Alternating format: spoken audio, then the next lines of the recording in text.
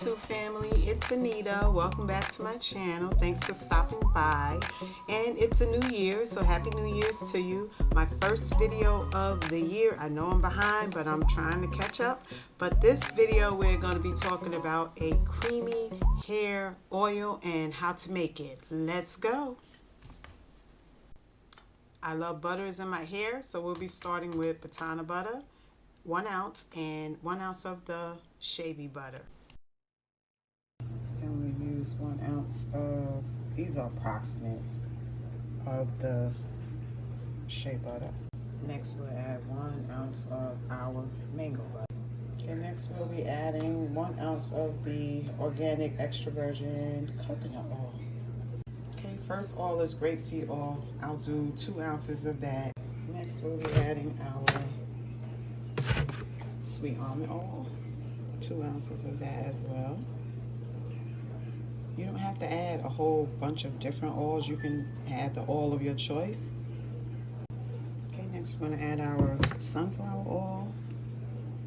Okay, next we're going to use our small amounts of oil. This is Jamaican black castor oil. And definitely not 2 ounces. It'll make it too heavy. Let's do 1/3 of an ounce of this. Okay, I missed the video of our jojoba oil, so I'll be adding some. I added some jojoba oil. And last but not least, we'll add some vitamin E. Okay, next we have our oils warming, and while they're warming, I'm gonna put my herbs in there. And these herbs include lavender, hibiscus, rosemary, ginseng, green tea, and more. And just let that marinate for about an hour. I'm just going to cover it and let it just, don't cook it, because you don't want to deplete all of the nourishment out of it. You just want to extract all of the essence out of the herbs. Okay, while we are waiting for our herbs to marinate, we will prepare our essential oils, and it's a lot of them. You can use 1 or 2, whatever you need to address in your hair structure. Okay, now we will strain off our butter using a colander and some cheese balls.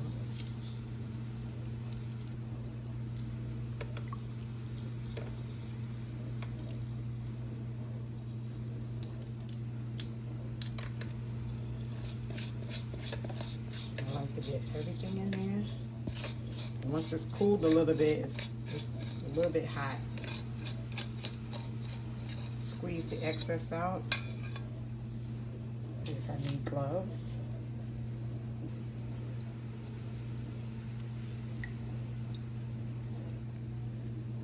Ooh, it's a bit hot.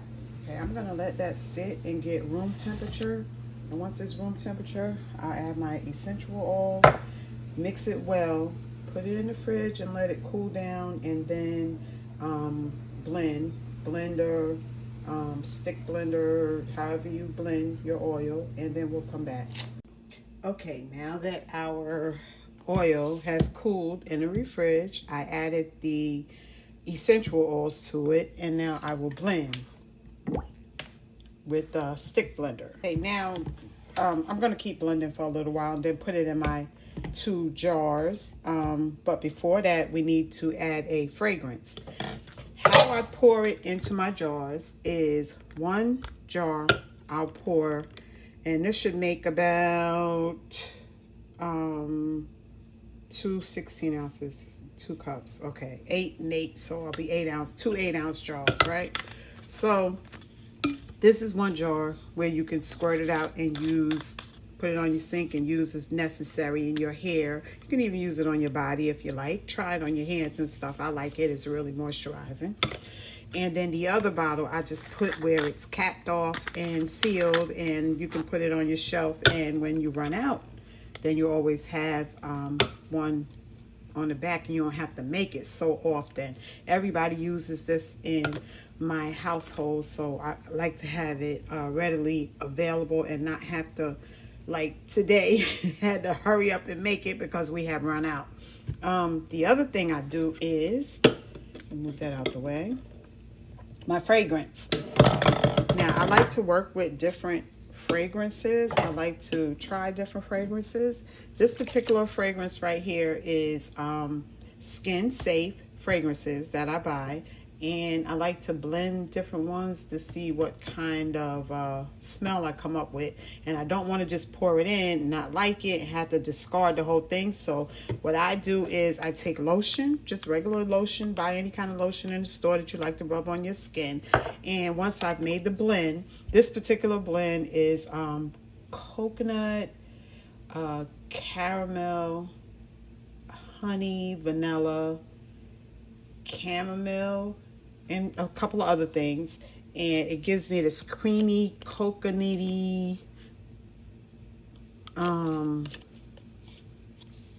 of bakery scent, kind of not too sweet because you might not want that scent, and it's basically for your hair oil, so you know, it'll be okay in your hair because everybody using coconut oil in their hair anyway, so this has the coconut oil smell in it. And then I'll mix it with a little lotion and just rub it into my skin and see if I like it. And if I like it, then it's a go. I'm not feeling the chamomile smell in here. I think it's the chamomile smell that I don't like too much.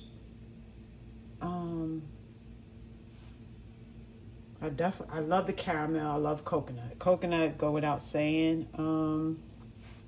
But it's chamomile. But anyway, and I use the chamomile in my baby scent, so I don't know, you know, where I'm veering off a little bit with that, but I'm going to continue to play with it. And then this is where I would add my fragrance, blend it down, and pour it into my jars. And that is how we make our creamy hair oil. Okay, here is our completed oil. No separation in the bottle or anything like that. I'll let my daughter try it. Her hair is on my bottle. But anyway, release it. Comes out as creamy butter. Melts directly into the skin. You can mix it in your lotion, but it's really for the hair. Okay, now if you're getting separation, I left a portion of it show you that there is separation. What I do is I take my emulsifier, and there's a lot of different ones out there. I have BTMS, stearic acid. It's a lot of them out there. So if you check out my blog, I give you a whole list of ones that you can use. I like this one, which is all of them 1000. And I like the Retamulse. The BTMS I have tried over the past many years. I don't really care for it. I have it from a couple of different companies, more than just a couple, about 4 or 5 different companies, and it's very picky. So you have to play around with it until you get it right. And who has time to be playing around with it? So I don't really care for it. But what I do with all of them, and it's organic, and it's natural. So if you do plant-based or organic products, this is perfect. And I'm going to take one, maybe 2. It also is nourishing to the skin as well, provides a barrier on your skin. And then I will re-melt this just enough to get the all of them to blend into the product, and then we re-blend it. This is just one of the reasons that your oil and butter could be separating. It could be an imbalance of your concoction. And I also explain a lot of this in the blog, so you guys refer to the blog, and or you can get the ebook on how to make your own creamy hair and body oil. But I'm going to remelt this and go through the whole process over again, just cooling it down and then reblending, and I'll come back to you guys. So if you guys like this video, like and subscribe. You want to see some more this year, 2026.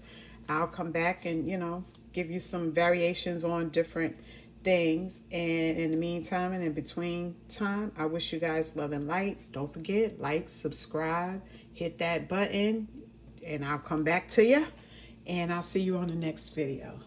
Peace.